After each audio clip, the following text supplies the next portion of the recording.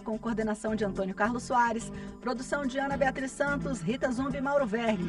O Conexão volta amanhã às 8 horas da manhã no horário de Brasília. Muito bom dia para você, muito obrigada pela audiência, um abraço, até amanhã, tchau.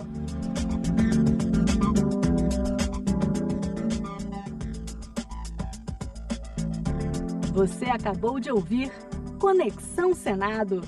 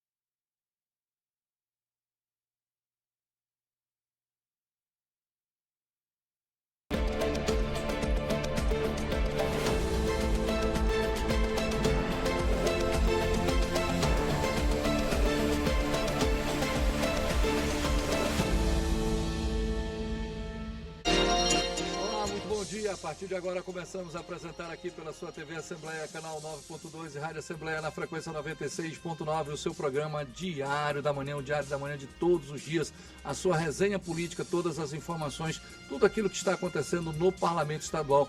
Você acompanha a partir de agora, nesta quinta-feira, 30 de julho de 2026. Está acabando já praticamente o mês de julho, amanhã só temos o último dia. E o detalhe mais importante, a partir da semana que vem, o Parlamento Estadual volta com toda a força para as atividades dentro da Assembleia Legislativa do Estado do Maranhão. Está de recesso, mas temos 7 deputados à disposição que fazem parte da comissão de recesso. Esses estão efetivos durante esse período de recesso. Agora, outros parlamentares todos os dias comparecem à Assembleia Legislativa, vêm para cá e fazem acompanhamento daquilo que for necessário de quem se deslocar para o poder público estadual. Então, tudo isso você vai acompanhar a partir de agora no seu programa Diário da Manhã aqui pela sua TV Assembleia, canal 9.2 e Rádio Assembleia na frequência 96.9. E vamos dar prosseguimento ao nosso programa Diário da Manhã e vamos chamar uma matéria sobre a Marcha dos Manguezais. Os manguezais estão entre os ecossistemas mais importantes para o equilíbrio ambiental e para a sobrevivência de milhares de famílias que vivem da pesca artesanal. Em São Luís, a defesa dessas áreas tem mobilizado pescadores, ambientalistas, pesquisadores e moradores de comunidades tradicionais, que cobram mais atenção à preservação desse patrimônio natural. O manguezal, ele é um bioma, além de pequeno, quando a gente compara com as outras florestas, né? O Pantanal, a Amazônia, Pampas, são todas áreas muito extensas. E o manguezal é uma área pequena diante dessa, como eu falei. Mas no Brasil nós temos a maior área contínua de mangue do mundo, né? E o estado do Maranhão tem 42%, 43% dessa floresta só no litoral do Maranhão, né? E junto com o Amapá e o Pará fazem essa área contínua em termos do planeta. A mobilização reforça a importância dos manguezais para a biodiversidade, para a reprodução de diversas espécies e para a garantia de renda e alimento de quem depende diretamente desse ecossistema. Para os pescadores artesanais, preservar o mangue é também proteger o próprio sustento. Sem o mangue, nós não teríamos todo esse recurso que nós somos privilegiados por desfrutar, mas cada vez tem diminuído. Então nós precisamos de todo o esforço dos governos para minimizar esses impactos que está cada vez mais nos fragilizando ali do que nós já somos, e a qualquer momento, em função dos acontecimentos, dos impactos, nós temos que sair, deixar nossas casas, nosso ambiente de pesca, nosso ambiente de sustento, para ir morar na cidade. A mobilização foi apenas o primeiro passo para se tratar a respeito da situação dos manguezais maranhenses. O que se espera a partir daqui é que se possa se sentar em volta da mesa para discutir essa situação e encontrar caminhos que possam respeitar o ecossistema e também as comunidades em volta dele. O movimento também defende o fortalecimento da fiscalização, a ampliação das ações de educação ambiental e a implementação de políticas públicas voltadas à conservação dos manguezais maranhenses. A proposta é manter o debate em evidência e buscar o diálogo com o poder público em torno de medidas de proteção dessas áreas. Graças a Deus que hoje nós temos as comunidades tradicionais, né? As comunidades ribeirinhas, pescadores e tudo, que essas comunidades, na verdade, elas fazem a proteção do mangue. Mas, infelizmente, já há algum tempo já, esses territórios estão sendo invadidos, as comunidades estão sendo violentadas, principalmente aqui no Maranhão, justamente no que diz respeito à questão imobiliária. Entre as principais preocupações estão o descarte irregular de resíduos, a poluição e outras intervenções humanas que comprometem a saúde dos manguezais e impactam a vida das comunidades que dependem desse ambiente. O nosso mangue é vida. O nosso mangue, ele traz vida para nós. Nós temos os caranguejos, o peixe, fora o ar que nós respiramos. É um ar natural. É uma maravilha, sabe? Então, o que nós queremos é que a pessoa preserve para que os nossos netos, os nossos bisnetos possam conhecer, né, a nossa história, a nossa essência do que é o mangue seco. A defesa dos manguezais vai além da preservação ambiental. Ela também representa a proteção da cultura, da economia local e dos modos de vida das populações tradicionais, além de contribuir para um futuro mais sustentável. Essa marcha é uma luta de paz, é uma luta pela vida, pela conservação, pela saúde, porque sem o manguezal nós estaremos perdidos. O manguezal sequestra, retira do ar 20 vezes mais carbono do que a mesma área de floresta amazônica. Alguns pontos importantes a gente precisa analisar no que concerne esta questão dos manguezais.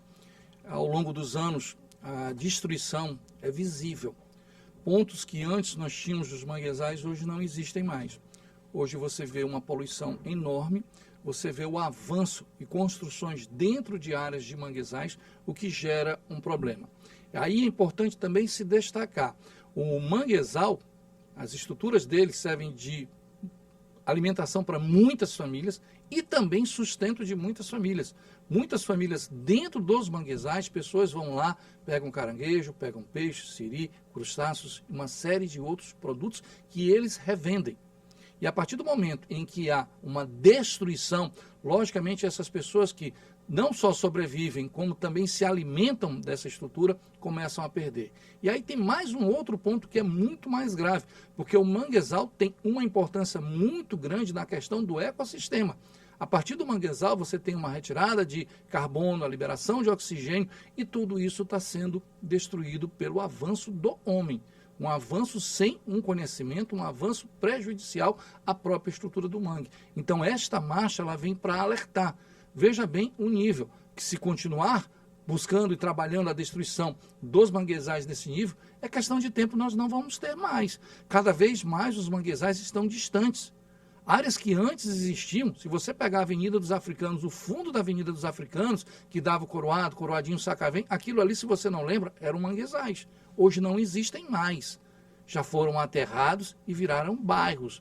E assim, eu vou citar Camboa, eu vou citar uma série de outros bairros que em algum momento tiveram manguezais e que hoje não existem mais. A Areinha. Então você tem só uma noção do quanto o homem avança, o quanto o homem destrói. E cada vez vai diminuindo mais. Isso aqui, esta marcha, é só um alerta da necessidade que o homem precisa frear. Cada vez mais nós não temos mais manguezais na ilha. Em São Luís, na ilha, na região total. Se a gente continuar nesse ritmo, vai ser só lembrança, vão ser só matérias, imagens, fotos do que foi um manguezal. Porque olhar, você não vai olhar mais. Tá? Vamos dar prosseguimento ao nosso programa, vamos à nossa entrevista do dia. Entrevista. Já está aqui conosco nos estúdios da Rádio Assembleia na frequência 96.9, TV Assembleia canal 9.2, a professora Márcia Cristina, ela é chefe da divisão de processos seletivos e vestibulares SUCONS da Universidade Estadual do Maranhão. Isso porque as inscrições do PAS terminam amanhã. Então, quem desejar, quem quiser fazer o PAS, tem que fazer amanhã. Professora, muito bom dia, muito obrigado por ter aceito o nosso convite. O que é que o estudante precisa fazer, se ainda não fez, para se inscrever? Bom dia, prazer falar com a senhora. Bom dia, da mesma forma, obrigada pelo espaço, Henrique Pereira. E nós estamos com as inscrições abertas para o PAS 2027, um processo seletivo de acesso à educação superior realizado pela UEMA, que abrange 2 instituições públicas do estado do Maranhão, a Universidade Estadual do Maranhão e a Universidade Estadual da região Tocantina. Nós estamos ofertando para as 2 instituições 5.680 vagas, sendo 4.755 somente para a UEMA e 925 para a UEMA-Sul. As inscrições elas vão até amanhã, 31 de julho, e o candidato interessado em participar do nosso processo seletivo deve acessar a página do sigconcursos.ema.br, fazer a leitura do edital e, mediante a leitura do edital, ele vai optar por um dos nossos sistemas de vagas, onde nós temos a ampla concorrência, o sistema especial de reserva de vagas para egressos da rede pública, uma lei importante que nós tivemos aprovada em 2025, que reserva 50% das vagas para egressos da rede pública, olhando a perspectiva social e étnico-racial também, e 5% das vagas reservadas para PCD. Lembrando que o curso de formação de oficiais da Polícia Militar e Bombeiro Militar, nós temos um sistema de reserva de vagas que ele se diferencia dos demais cursos, porque para o CFO, quer seja ele Polícia Militar ou Bombeiro Militar, nós temos aí 20% de reservas para autodeclarados negros, né, pretos ou pardos, e 10% para PCD, e o restante dessas vagas para ampla concorrência. Então, nós temos cursos na área de bacharelado, licenciatura, tecnólogo, tanto na UEMA quanto na UEMA-Sul, e o candidato ele deve acessar o edital, é o de número 158/2026, ele deve acessar, para lá ele olhar quais são os nossos campi, quais são os nossos cursos, quais são as modalidades, o turno de funcionamento desse curso, para que ele possa, mediante a leitura e mediante essas informações, ter acesso à plataforma de inscrição e lá realizar a sua inscrição.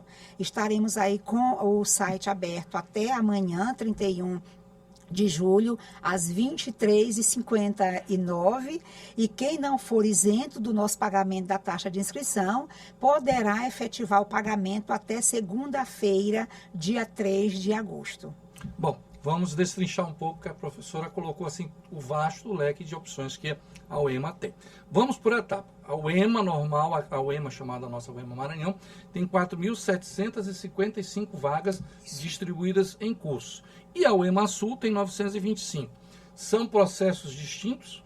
Não, nós realizamos o único processo, que é o PAS, né, Processo Seletivo de Acesso à Educação Superior, onde nós aplicamos prova em 23 campi. 20 da UEMA e 3 da UEMA Sul. É uma prova objetiva de múltipla escolha, com 60 questões, mais uma produção textual. Então, nós aplicamos prova no único dia, que será dia 22 de novembro, após a realização do Enem, né, que acontece em 2 domingos, logo no início do mês de novembro, e nós realizaremos o PAS dia 22. Ou seja, ao realizar esse processo seletivo para as 2 universidades, nós utilizamos um único instrumento de avaliação, que é a prova objetiva de múltipla escolha, 60 questões, mais uma prova de produção textual, para todos os candidatos inscritos. Eu costumo fazer, professora, uma entrevista bem pedagógica mesmo, bem educativa mesmo, As perguntas são muito simples, porque muitas das vezes o aluno sabe, mas o pai não. O pai e a mãe ficam com uma dificuldade, e eu gosto mesmo de destrinchar as coisas. Então, se eu me inscrevi em São Luís, eu estou concorrendo aqui e lá também, Imperatriz? Ou eu que escrevi aqui, eu só concorro para cá, ou concorro para lá? Como é que é essa questão? Tire a dúvida de um pai. Certo, é uma boa pergunta. Então, no momento em que você se inscreve para o PAS, né, PAS 2027, você faz uma única opção concorrendo para o curso de um determinado campus, ou da UEMA ou da UEMASul. Ou seja, você não pode concorrer no mesmo processo seletivo para as duas instituições. Você só concorre para uma das instituições. Então, se eu escrevi em medicina, eu vou fazer medicina São Luís. Isso, então vamos lá. Destrincha para a gente, professor. Dá um exemplo, né? Eu moro em Itapecuru, né? Eu moro em Itapecuru, quero concorrer para o curso de medicina em São Luís. Então, eu faço a minha inscrição concorrendo para o curso de medicina São Luís, mas eu posso colocar Itapecuru, que é o meu domicílio, como local de prova. Então, eu posso fazer prova em um determinado município, um determinado campus, concorrendo para um outro campus. O que eu não posso é morar em São Luís, ou morar em Itapecuru, vamos voltar para o mesmo exemplo, né? Morar em Itapecuru, e aí eu vou concorrer para o curso de medicina em São Luís ou medicina UEMASul, né? Porque o UEMASul também tem um curso de medicina, e São Luís, e medicina UEMA nós temos em São Luís e em Caxias. Então, ele vai fazer a opção de concorrer somente para um curso, né, dessas instituições. Então, ele não pode concorrer para as duas, somente para uma instituição. Eu vou fazer mais uma pergunta de um pai que queira fazer. Os filhos sabem, eles entendem, eles vivem, eles leem o edital muito, mas tem muitos pais que vão lá, e eu me coloco como pai. E aí, ele quer cotas. São 50%. Vamos destrinchar a questão de cotas. A metade dessas águas, como é que é esse percentual? Mais uma vez, eu vou citar meramente o curso de medicina, mas história, pedagogia, qualquer curso. Tem 60 vagas. Vamos lá. Como é que funciona esse rateio dessas 50 vagas? Dessas 60 vagas. Então, vamos lá. Então, quando eu olho um curso que oferta 60 vagas, a primeira coisa que eu faço é o recorte dessas 60 vagas e reservar 50% dessas vagas para egressos da rede pública. Então, se eu tenho 60 vagas, 30 eu vou reservar para egressos da rede pública. 5% eu reservo para a PCD e o restante eu coloco para ampla concorrência, então, nessa distribuição das 60 vagas. Vamos para a matemática mais uma vez, professora. Eu falei para a senhora, tem 60 vagas, 30 ampla concorrência e 30 escola pública, é isso? Não 30 para ampla concorrência, porque eu tiro... PCD, exatamente. Então, tem 5% para PCD dos 30% restante. Então, eu vou ter 30 vagas para egressos da rede pública, e aí 30 vagas, porque é 50% é o que determina a lei. Então, eu tenho 30 vagas. Essas vagas restantes, ou seja, 30 vagas restantes, eu tiro 5% delas, coloco para o PCD e o restante é que vai para a ampla concorrência. Certo. E a ampla concorrência diminui um pouquinho Diminui um pouquinho, certo. Isso. Aí não agora... é 50-50. Fica 50 mais 5, né? 50 mais 5%, mais 5% 55, do bruto, e vai 45 para a ampla concorrência, 45%. Vamos lá. Agora vamos voltar lá para os 30% da escola pública. Esses 30%... 50%. 50%. Eu estou falhando aqui. Vamos lá, esses 50%. Então, 30 vagas. 30 Como vagas, é que divide essas 30 vagas? Pronto. Desses 50% de escola pública. Ninguém estudou em colégio público. Então, esse 50% que corresponde para o exemplo que nós estamos dando, né, de um curso de 60 vagas, nós temos 30. Então, essas vagas, elas são distribuídas numa perspectiva social e étnico-racial. Então, eu tenho aí uma distribuição, né, em praticamente 6 subcategorias. A categoria de baixa renda, pretos, pardos, indígenas, baixa renda quilombola, né? Baixa renda demais candidatos. E aí eu tenho independente de renda, pretos, pardos e indígenas, independente de renda quilombola, independente de renda demais candidatos. Então, como é que fica essa distribuição em termos de vagas? 30 que eu tenho, Sim, não é isso? 30 vagas, Para um curso com 60 vagas, eu tenho 30. Como é que eu faço essa distribuição, né? Essa distribuição dentro dos 50%.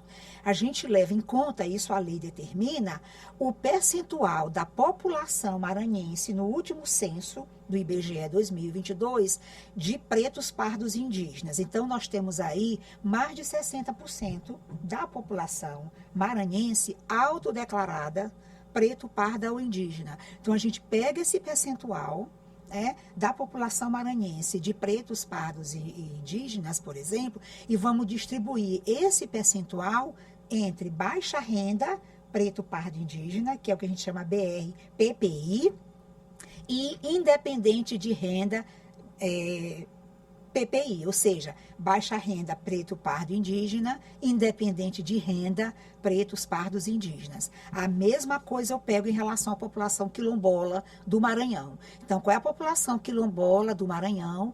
Eu pego esse percentual e distribuo nessas 30 vagas, né? Nessas 30 vagas. Aí, a mesma coisa eu faço. Se eu tenho, por exemplo, 4 vagas para quilombola, eu pego 2 e coloco para baixa renda quilombola, pego 2 e coloco para independente de renda quilombola. A mesma coisa em relação aos demais candidatos. Demais candidatos são aqueles que não se autodeclararam, né, dentro do percentual do IBGE de 2022, nem pretos, nem pardos, nem indígenas, nem quilombolas. Então, eles concorrem nesse grupo de baixa renda, demais candidatos ou independente de renda, demais candidatos. E aí eu tenho, nesse momento, a distribuição das 30 vagas, que corresponde aos 50% de egressos da rede pública. Ou seja, é importante a gente entender que participar desse sistema de reserva de vagas para egressos da rede pública, eu vou ter uma subcategoria dentro desses 50%, de acordo com a população maranhense de autodeclarados, pretos, pardos, indígenas, quilombolas ou demais candidatos. No caso, quem se declarou branco, por exemplo, com a população de brancos no Maranhão, e aí a gente traz esse percentual para os 50%. Lembrando, por isso que é importante o candidato fazer a leitura do nosso edital, que é o 158/2026, está na página sigconcursos.ema.br, para que ele possa entender onde ele vai se enquadrar, né? Porque para cada subcategoria dessa, ele precisa, né, anexar uma documentação necessária para que a comissão avalie a documentação que ele apresentou. Então, é importante ele ter acesso a essas informações, fazer a leitura do edital e concorrer àquela vaga correspondente à situação dele. Professor, só me tira mais uma dúvida, que isso é uma dúvida muito grande. Como ele pode se classificar pretos, pardos e quilombolas? Como é que é esse critério? Às vezes o menino diz assim, o adolescente, o jovem, não, mas o meu cabelo é um cabelo encaracolado. Não sei se eu estou usando o termo técnico, eu peço desculpa. Às vezes a falha até minha aqui. Mas minha pele não é. Como é que é esse critério para ele se classificar pardo? Como é que é esse critério para ele se classificar negro? Quem é que seleciona? E como é que é esse critério para que tenha justiça? Porque aí pode não sabidamente ser eu aqui. Sim. Aí eu vou me declarar pardo. Eu estou com malandragem, né? Estou querendo usurpar o outro. Aí é falta de cara de pau da minha parte. Como é que se faz esse critério? Bom, então no momento que o candidato ele faz a inscrição no nosso processo seletivo, né, e anexa toda a documentação necessária, porque ele vai precisar anexar, por exemplo, se ele concorrer a baixa renda PPI. PPI é pretos, pardos ou indígenas, né? Então, se ele entra nesse conjunto aí de baixa renda PPI, primeiro ele precisa comprovar que estudou o ensino médio na rede pública de ensino. Ótimo. Porque ele está dentro do grande grupo de egressos da rede pública. Quando ele se autodeclara, por exemplo, preto, né? Se ele se declara preto, ele precisa colocar uma autodeclaração na plataforma de inscrição um vídeo onde o nosso edital diz qual o tempo desse vídeo, qual o formato desse vídeo, né? Como é que ele deve estar diante da câmera com um documento de identificação para que se comprove que aquele RG corresponde àquele candidato. E se ele for baixa renda, ele precisa anexar o comprovante de renda familiar, se ele ingressar ali no conjunto de BR-PPI. Então, documento que estudou na rede pública de ensino, se for baixa renda, renda per capita familiar, a soma dos rendimentos da família e a autodeclaração de preto, né? E o vídeo, né? É preciso que ele apresente o vídeo também. E aí nós formamos uma comissão. Essa comissão ela é formada por membros da Comissão de Processos Seletivos da UEMA, professores da Universidade Estadual do Maranhão, do Departamento de Ciências Sociais. Nós temos integrantes da Subsecretaria de Igualdade Racial e do Movimento Negro, né? Então, essa comissão ampla, ela avalia toda a documentação apresentada pelo candidato. Ao final, a gente publica, e nessa avaliação, a gente considera as características fenotípicas daquele candidato. É importante que se registre que o que está sendo avaliado naquele momento, a partir do vídeo apresentado pelo candidato, são as características fenotípicas dele. E aí, nós publicamos uma relação preliminar de quem vai concorrer para aquele sistema de reserva de vagas. Se aquele candidato, porventura, não foi contemplado nessa relação preliminar, ele recorre dessa relação e aí aquela informação que ele colocou no ato da inscrição, ela é reavaliada por uma comissão. E aí é quando a gente publica a relação definitiva. Lembrando que essa análise, né, que é feita em relação aos candidatos que se autodeclaram, por exemplo, pretos e pardos, esses que vão para análise por meio do vídeo, né, porque no caso do indígena, ele não precisa do vídeo, a declaração é de pertencimento da comunidade indígena, é uma outra sistemática de documentação e de análise. Então, voltando para o exemplo de pretos e pardos, a comissão que vai avaliar a documentação desse candidato, ela avalia separadamente. Né? Ela avalia separadamente e aí vale o voto da maioria. É uma comissão ímpar e aí no momento da avaliação o deferimento vai se dar pela maioria dos votos para aquele candidato que se autodeclarou ou preto ou pardo. Professora, muito obrigado pela sua participação. Entrevista boa assim, passa rápido, foi ótimo. Obrigado, professora. Passa rápido. É verdade. Obrigado, professora. Um abraço, fique com Deus. Bom, e o detalhe principal, você tem até amanhã para fazer sua inscrição no PAS. E o principal de tudo, conhecimento não cai do céu. Conhecimento para quem estuda. Todas as possibilidades possíveis a Universidade Estadual do Maranhão está fornecendo para você. Então, faça a sua parte. Estude.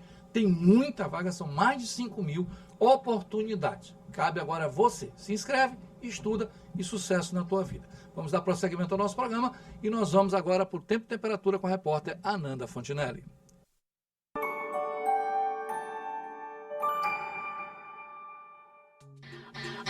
Bom dia para você. Vamos conferir como é que fica o tempo na capital e em outras regiões nesta quinta-feira. Vamos começar por São Luís, que o dia começa com o sol entre nuvens, o que já deixa o clima um pouquinho abafado desde cedo, mas ao longo do dia a nebulosidade aumenta e tem previsão de uma chuva isolada aí entre a tarde e a noite dessa quinta-feira. A mínima é de 25, a máxima chega a 31 graus. Em Bom Jardim o cenário é um pouco parecido. Amanhã também começa com sol entre muitas nuvens, traz aquela sensação de abafado, mas no decorrer do dia a chuva aparece em forma de pancadas, principalmente na parte da tarde. Os termômetros ficam entre 25 e chegam até os 30 graus. É isso, daqui a pouquinho a gente volta com mais informações na Assembleia em Foco, primeira edição, 1h da tarde. E eu volto com você.